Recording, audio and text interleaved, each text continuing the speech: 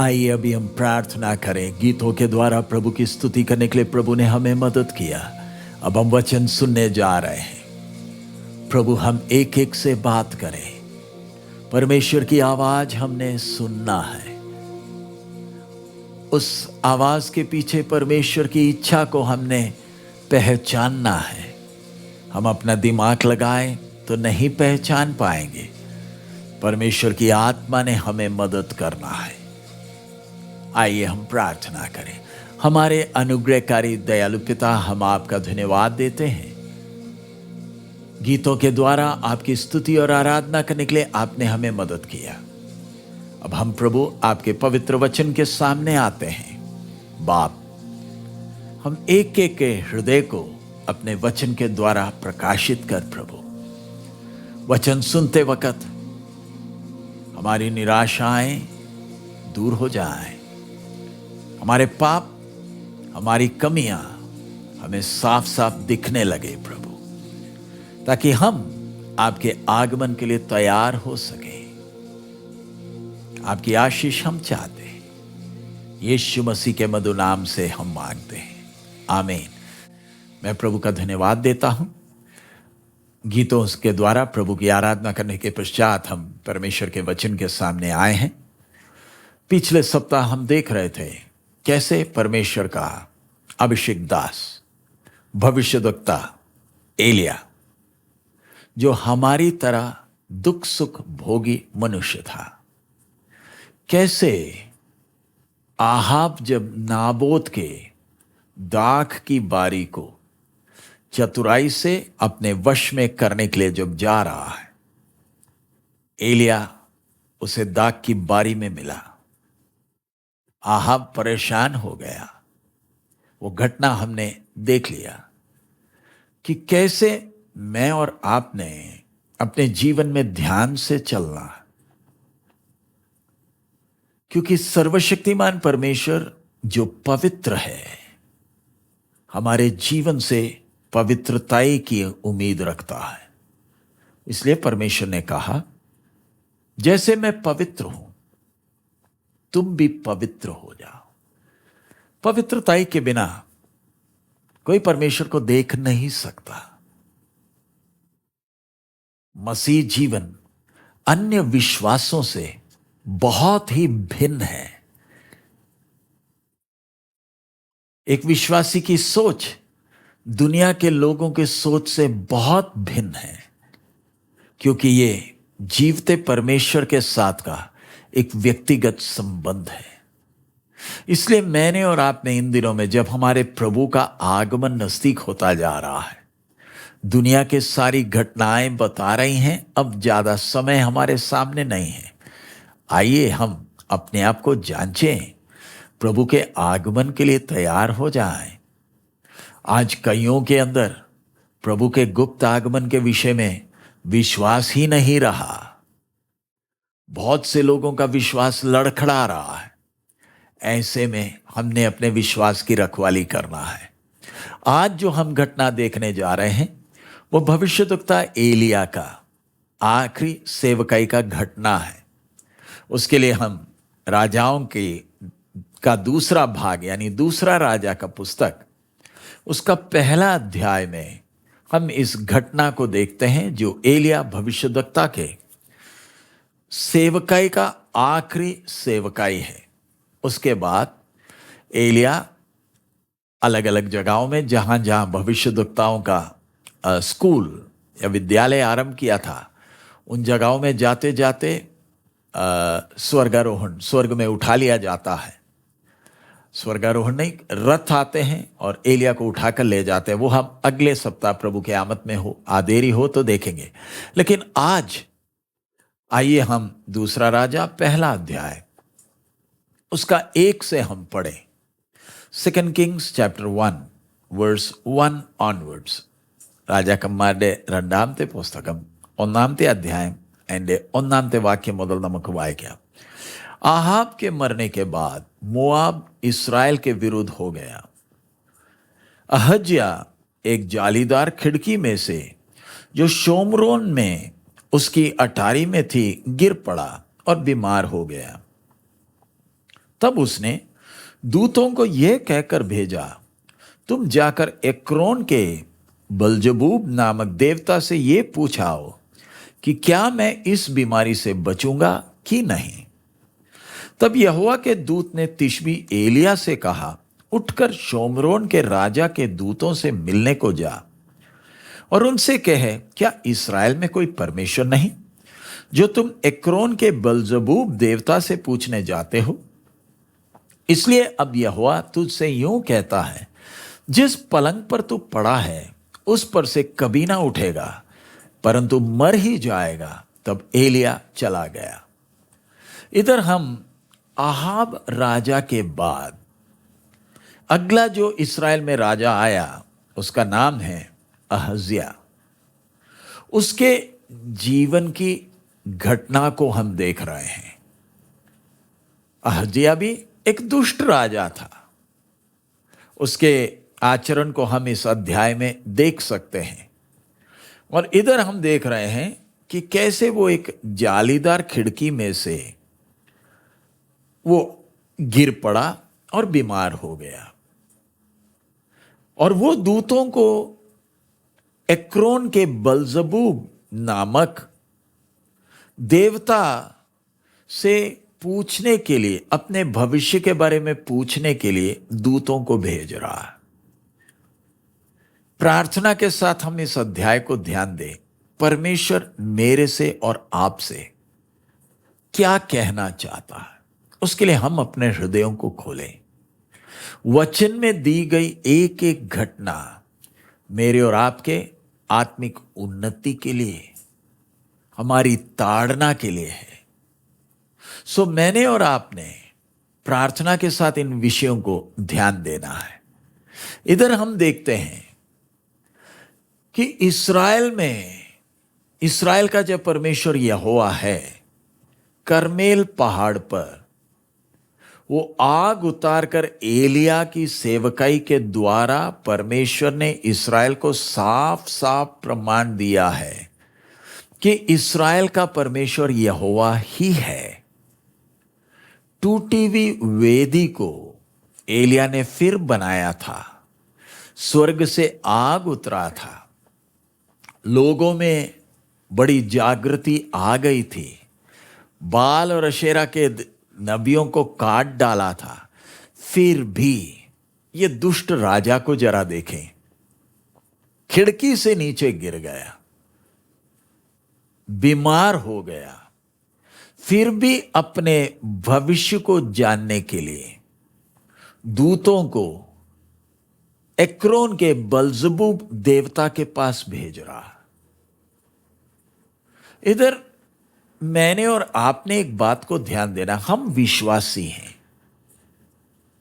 हमने अपना जीवन एक समय परमेश्वर के हाथ में सौंपा था।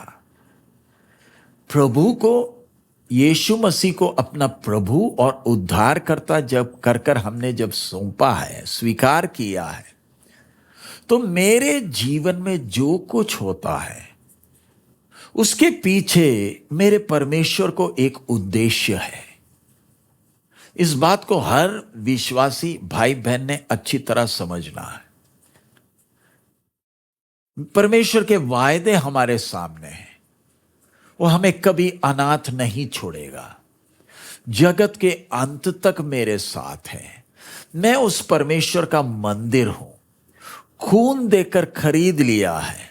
सो ऐसे जो वायदे हमारे हाथ में हैं, जब जीवन में कुछ होता है, परेशान होने के जगह मैंने और आपने परमेश्वर के चरणों में बैठना और इस परेशानी या समस्या का कारण पता करने का पूरा प्रयास करना है।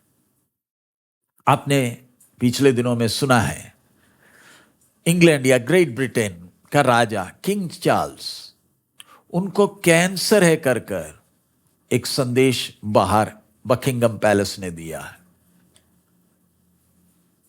और इंग्लैंड परेशान है, निराश भी है, प्रार्थना भी कर रही है। और चर्च ऑफ इंग्लैंड का पादरी कहता है राजा का विश्वास उसको इसमें से उभारेगा। दुनिया के लोग जब उनके जीवन में परेशानी आती है, हताश हो जाते हैं, दिल टूट जाता है। मैं भी पिछले दिनों में अलग अलग जगहों में, हम लोग जब सेवकाई में गए, अलग अलग जगह में बेशक गए तो भी संदेश तो एक ही था, मैं किसको देखकर चल रहा हूं। हमारे विश्वास के कर्ता और सिद्ध करने वाले मसीह यीशु को देखते हुए मैंने चलना है। लेकिन आज दुख की बात, बहुत सारे विश्वासी को जब हम देखते हैं, जीवन में जब परेशानी आती है, वो डगमगाने लगते हैं, उनका आस्था ही हिलने डुलने लगता है। और हम ऐसे व्यक्ति के लिए करें क्या? एक नया विश्वासी हो तो समझ में आता है ये अब बच्चा है, विश्वास में शिशु है। लेकिन अगर विश्वास में आकर कई साल हो गए और फिर भी अगर समस्या के मध्य डगमगाने लगे, तो आप जरा बताएं, तो अब क्या किया जाए? इधर राजा दूत को भेज रहा है, किधर एक्रोन के बेल्जबूब से पता कराने के लिए। क्या पता कराना है? कि क्या इस बीमारी से मैं बचूंगा कि नहीं। आज आप में से शायद कोई बीमार है जो ये सुन रहा है। आप परेशान क्यों? जीवन में और भी समस्याएं होंगी। आप निराश और हताश क्यों हैं? क्या इस रास्ते में चलकर आप खुश नहीं हैं? प्रभु यीशु ने जबरदस्ती तो हमें नहीं कहा उनके पीछे चलने के लिए। आज कईयों की निराशा देखकर ऐसे लगता है कि उनके साथ बड़ा धोखा हो गया है। उन्होंने कभी भी ऐसी उम्मीद नहीं की थी कि प्रभु के पीछे चलने से ऐसा भी होगा। अब दूसरों के लिए हौसला का कारण बनने के जगह में लूत की बीबी की तरह नमक का खंबा बनकर खड़े हैं। आने वाली पीढ़ी के लिए चेतावनी बनकर खड़े हैं। अगर आपको मसीह के साथ चलकर आपको यह खुशी अनुभव नहीं होता है, तो क्यों ना हम यीशु को छोड़ दें। चलकर लाभ क्या है? खुश तो है नहीं। अगर इधर ही मैं खुश नहीं, तो जिधर मैं जाऊंगा क्या उधर मैं खुश रहूंगा? कोई गारंटी है? क्योंकि एक विश्वासी बेशक इस संसार में रह रहा है तो भी वो स्वर्गीय खुशी को अनुभव कर रहा है। उसके अंदर वो आशा है, उम्मीद है, वो विश्वास है। वो यीशु के पीछे आनंद से चलता है। दुनिया की तरह परेशान नहीं होता, डामाडोल नहीं होता। इधर अहज्या को देखें, मैं बचूंगा या नहीं बचूंगा, पता करने के लिए दूत को भेज रहा है। दूत जाते समय एलिया को संदेश मिल गया। यही एलिया जो दाख की बारी में आहाब को मिलने गया था, अब यह दूत को मिलने जा रहा है। और इधर हम देखते हैं, उसका 5वां वचन से हम नीचे पढ़ते हैं। जब अहज्या के दूत उसके पास लौट आए, तब उसने उनसे पूछा, तुम क्यों लौट आए हो? उन्होंने उससे कहा, एक मनुष्य हमसे मिलने को आया और कहा, जिस राजा ने तुमको भेजा है उसके पास लौटकर कहो, यहोवा यूं कहता है कि क्या इस्राएल में कोई परमेश्वर नहीं जो तू एक्रोन के बलजबूब देवता से पूछने को भेजता है? इस कारण जिस पलंग पर तू पड़ा है उस पर से कभी ना उठेगा, परंतु मर ही जाएगा। उसने उनसे पूछा, जो मनुष्य तुमसे मिलने को आया और तुमसे ये बातें कही, उसका कैसा रंग रूप था?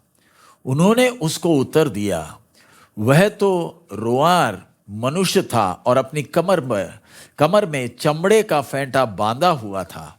उसने कहा, वह तिशबी एलिया होगा। अब जब दूत वापस आए तो अहज्या पूछता है कि तुम इतनी जल्दी कैसे आ गए। तो दूत ने उनके साथ हुए भी बात को उनसे कह दिया।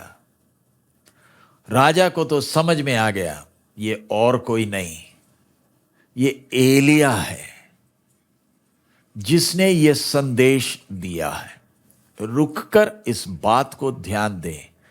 परमेश्वर की आत्मा हमें चौकस करती है, चेतावनी देती है। विश्वासी होने के नाते जब मेरा सोच डगमगाने लगता है, जब मैं परेशान होने लगता हूं, उसकी गंभीरता को आपने समझना है। जिसके कान हैं, परमेश्वर की आत्मा की आवाज को अच्छी तरह समझ लें।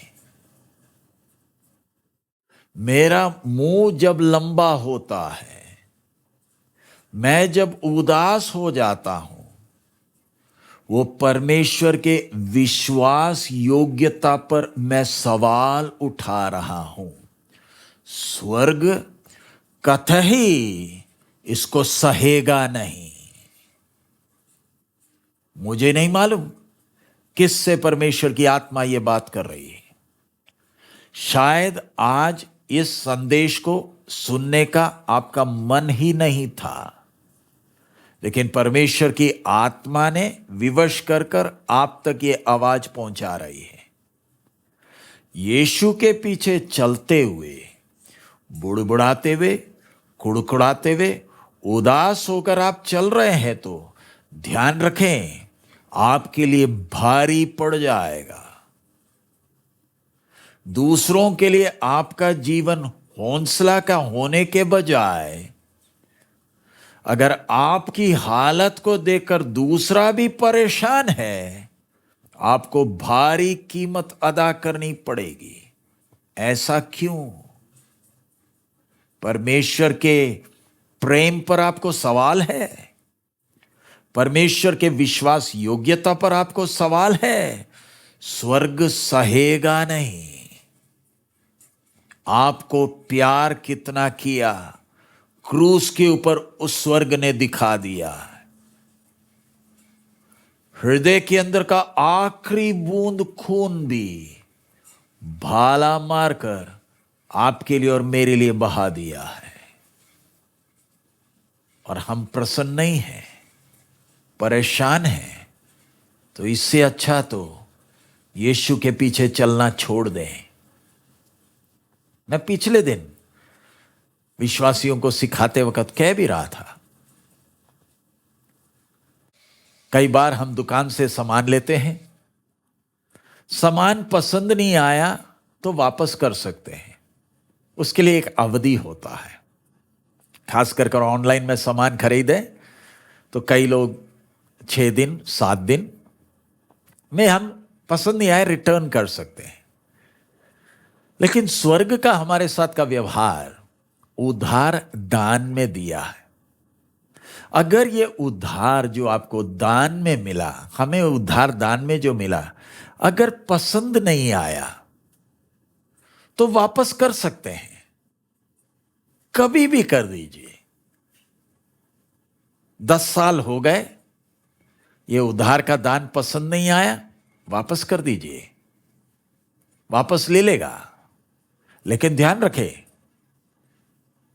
पैसे वापस हो जाएंगे। कौन से पैसे? आपको जब उधार दान में दिया गया था, आपने अपने सारे पाप प्रभु के सामने कबूले थे। इसी तरह आपका उद्धार आप यीशु को वापस करते हैं तो आपके पाप जो भी माफ हुए वो रिफंड हो जाएंगे। मेरा विश्वास है आपको संदेश समझ में आ गया। अगर यीशु के पीछे चल रहे हैं, खुशी से चलें। इधर अहज्या को बात समझ में आ गई, कि रास्ते में जो मिला था वो और कोई नहीं है, वो एलिया ही है।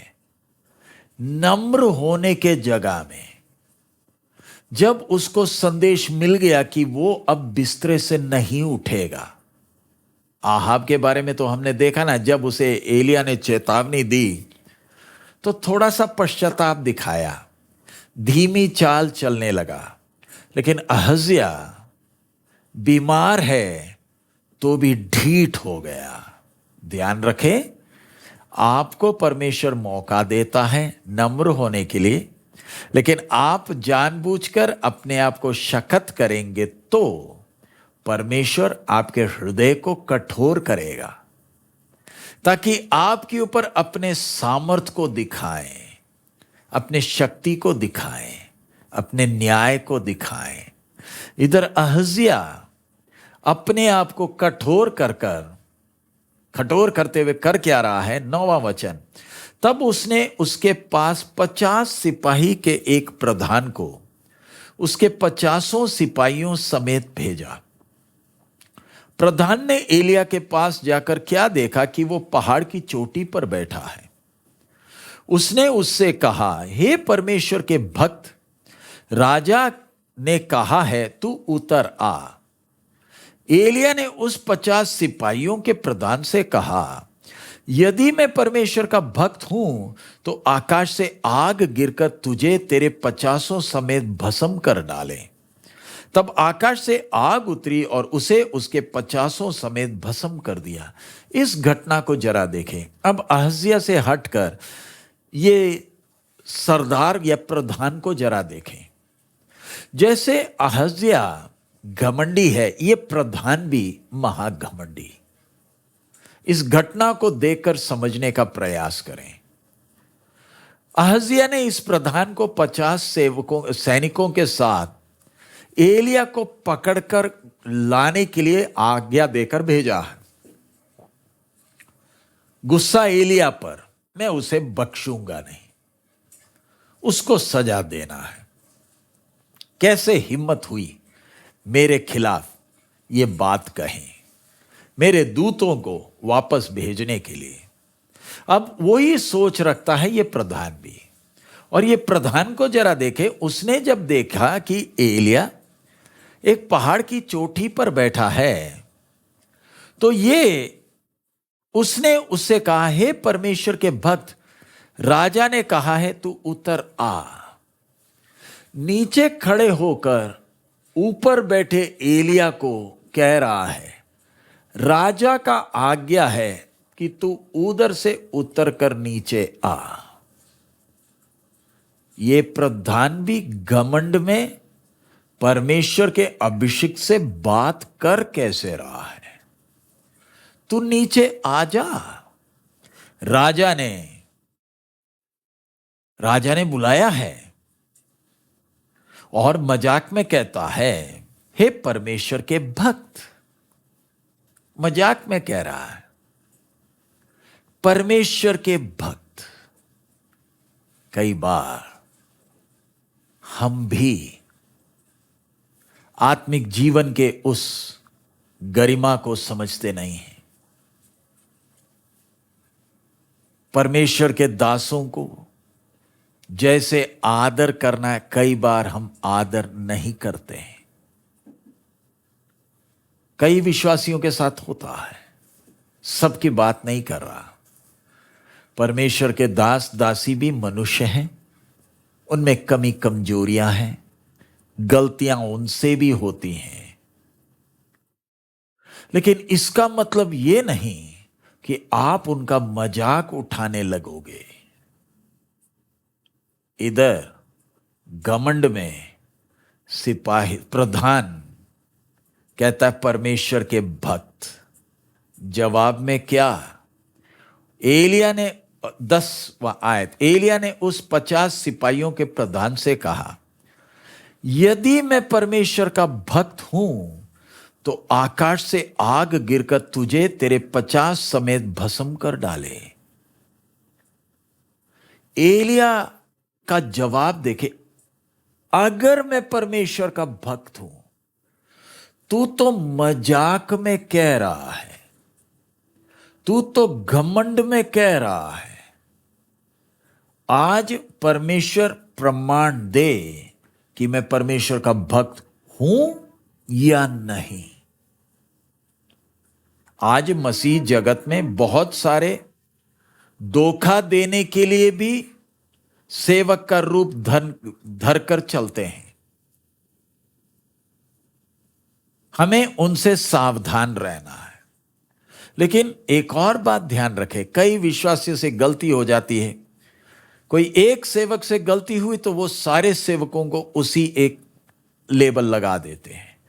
लेकिन इसके बीच में कई हैं जो सच्चे परमेश्वर के दास और दासी हैं, परमेश्वर का भय मानते हैं, और कहीं आपसे ये गलती हो गई और उन्होंने लंबी सांस ली। मैं सबकी बात नहीं कर रहा, मैं उनकी बात करता हूं जो सच्चे मन से परमेश्वर की सेवा करते हैं। और अगर उनकी लंबी सांसें आ गई, इधर एलिया का जवाब, स्वर्ग से आग गिरेगा। कुछ ही दिनों पहले स्वर्ग से आग लोगों पर नहीं गिराया था, वेदी के ऊपर गिराई थी। इधर अब आग वेदी पर नहीं, घमंडी के ऊपर ही गिरेगा। एक समय मौका दिया था नम्र होने के लिए, वेदी भस्म हो गई। ये सब देखने के बाद भी अगर घमंड से हटता नहीं है, एलिया को स्वर्ग से पापी के ऊपर आग गिराना भी मालूम है। रुक कर देखे स्वर्ग अपने अभिषिक्तों के विषय में कितना जलन रखता है। जब परमेश्वर के अभिषेक परमेश्वर की गरिमा के लिए, परमेश्वर के महिमा के लिए अपने आप को सौंपे हैं और उस बात को हमेशा ध्यान रखते हैं, स्वर्ग भी इनकी प्रार्थना का जवाब देता है। एलिया ऊपर बैठे मुड़कर नीचे देखा, बोला अगर मैं परमेश्वर का भक्त जैसे तू कहता है वैसे मैं हूं तो आग गिरे। एलिया ये अपनी रक्षा के लिए नहीं कर रहा है, अपनी रक्षा के लिए वो बहुत कुछ कर सकता है। याद है ना, एक समय यशबेल की बात सुनकर भागा, वही एलिया अब भाग नहीं रहा है, आराम से उस पहाड़ के ऊपर चोटी पर बैठा है, जवाब देता है। और हुआ क्या, प्रधान सहित 50 जलकर राख बनकर पड़े हैं। फिर 11वां वचन, फिर राजा ने उसके पास 50 सिपाहियों की एक और प्रधान को 50 सिपाहियों समेत भेज दिया। प्रधान ने उससे कहा, हे परमेश्वर के भक्त, राजा ने कहा है फुर्ती से तू उतर आ। एलिया ने उत्तर देकर उनसे कहा, यदि मैं परमेश्वर का भक्त हूं तो आकाश से आग गिरकर तुझे तेरे 50 समेत भस्म कर डाले। तब आकाश से परमेश्वर की आग उतरी और उसे उसके 50 समेत भस्म कर दिया। इधर दूसरी टोली आती है, उनके सामने ये 50 जले हुए, 50 के साथ एक 51 जले हुई लाशें दिख रही हैं। फिर भी ढीठ होकर एलिया से कहते हैं, नीचे उतर आ।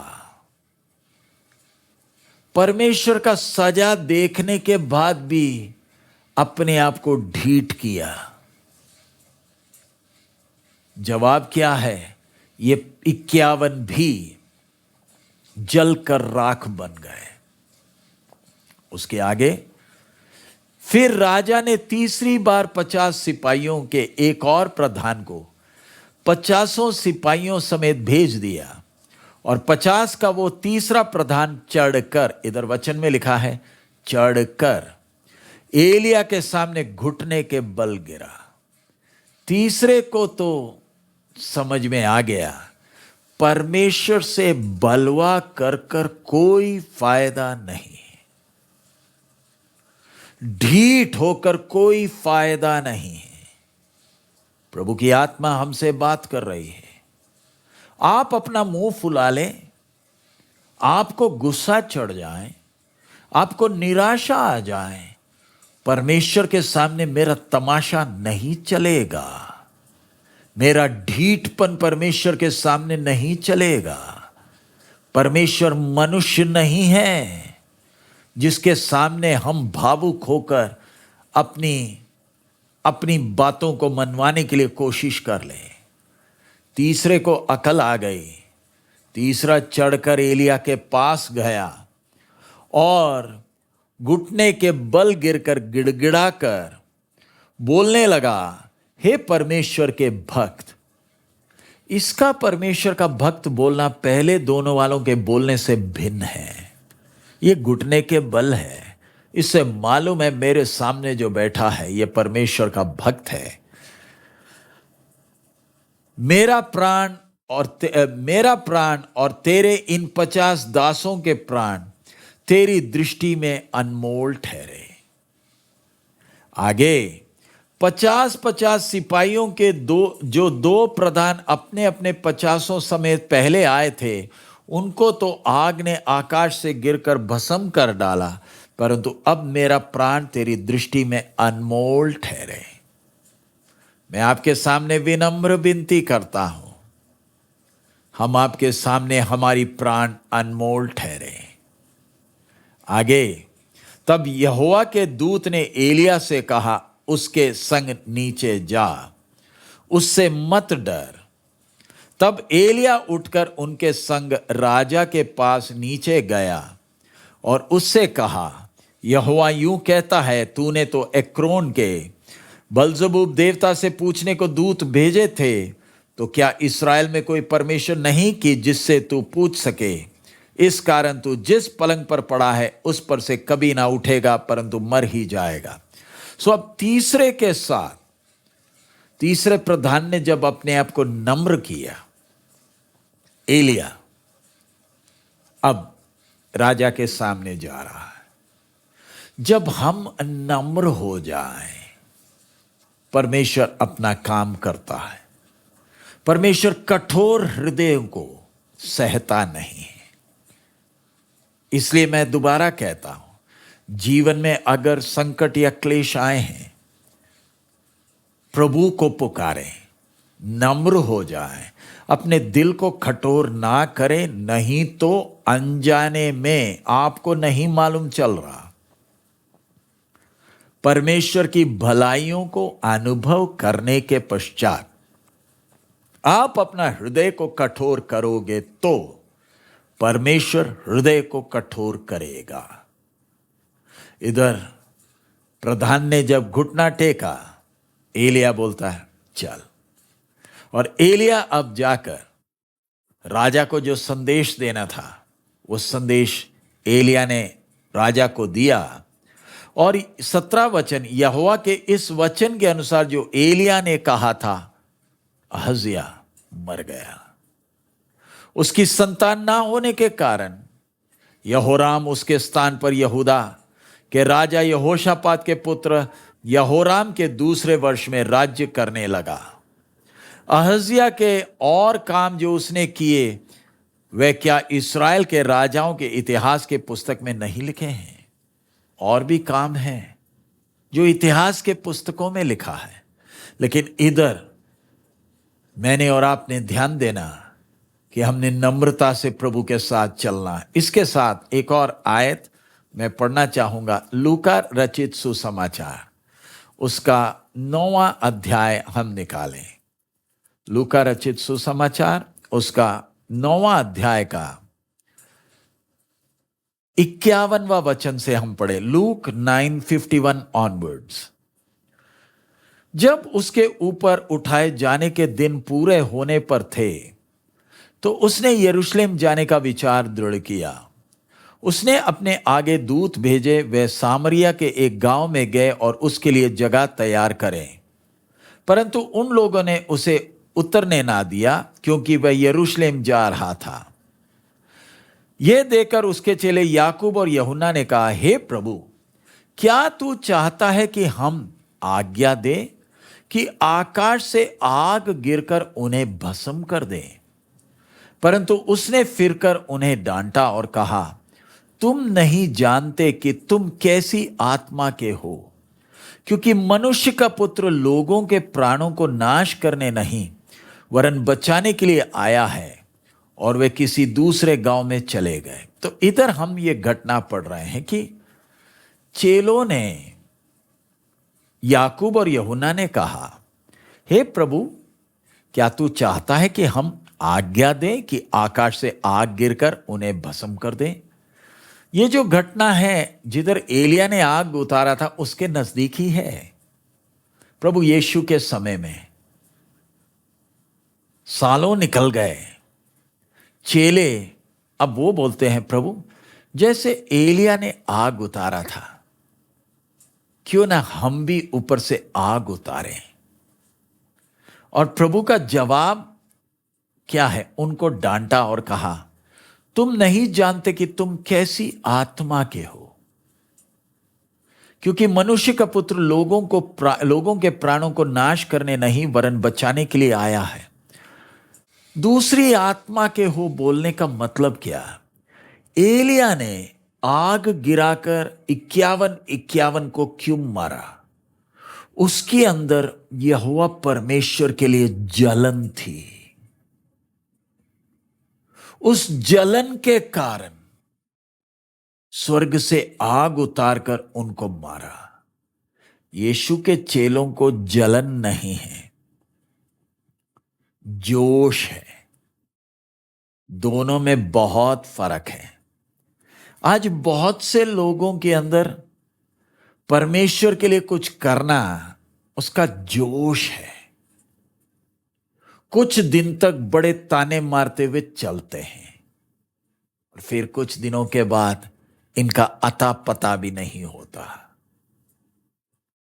जोश में बहुत कुछ करना चाहते हैं। ये तो बोलते हैं हम ऊपर से आग उतार देंगे।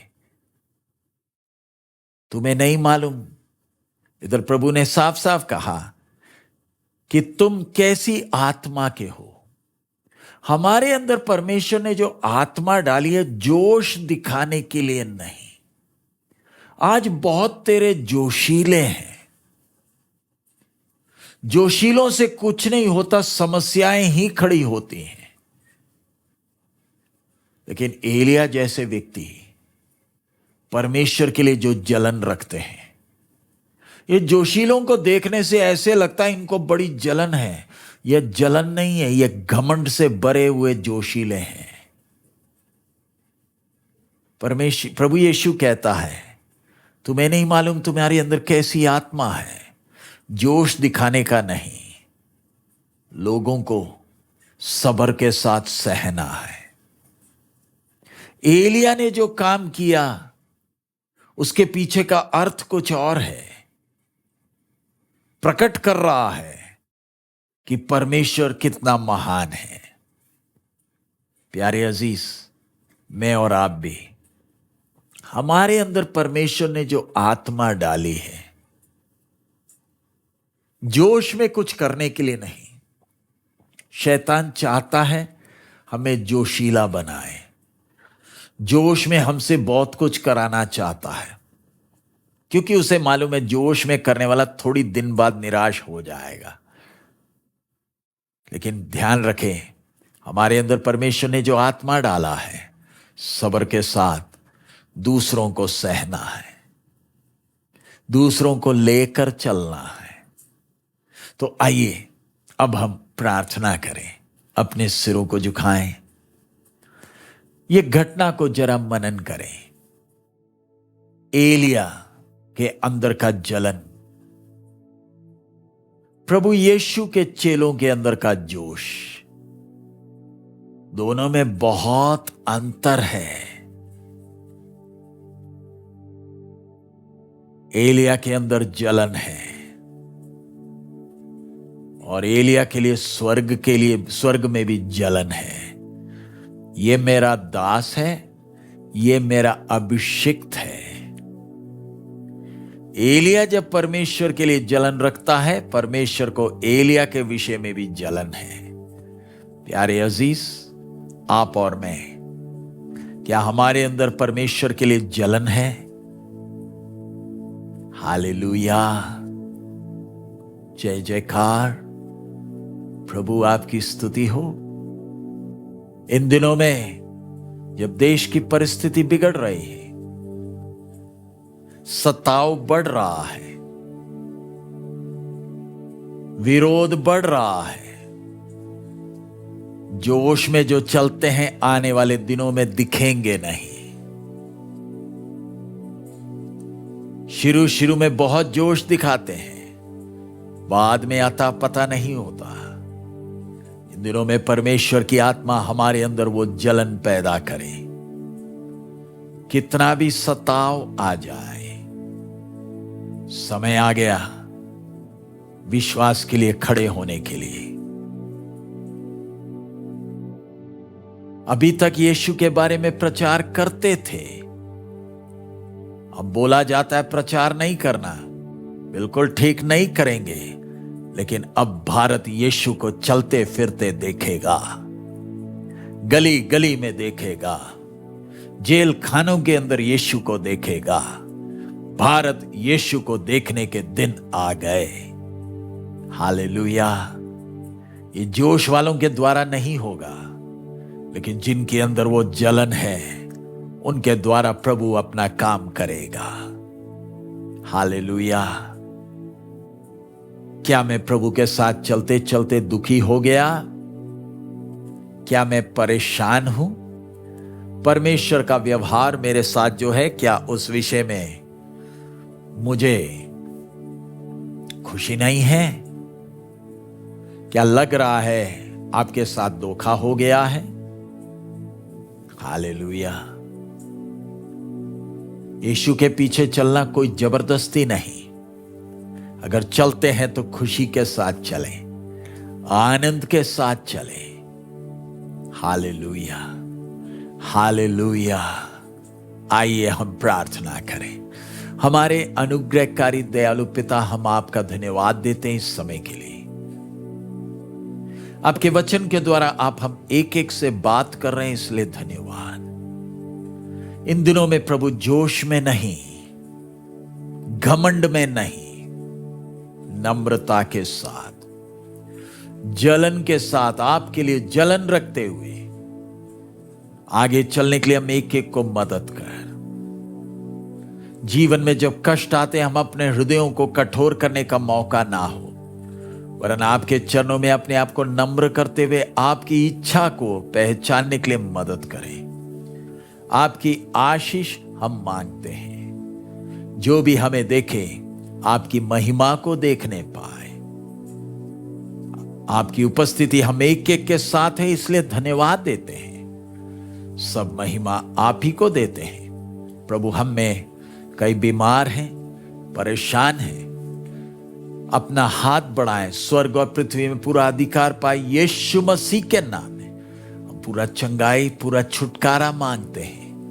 प्रभु, आपके साथ चलते हुए वो स्वर्गीय शांति और खुशी को अनुभव करने के लिए मदद कर। ये नया सप्ताह जो आप हमें दे रहे हैं, आपकी इच्छा के अनुसार चलने के लिए सहायता करें। प्रभु, हमारे सफर में भी प्रभु आपने अभी तक संभाला।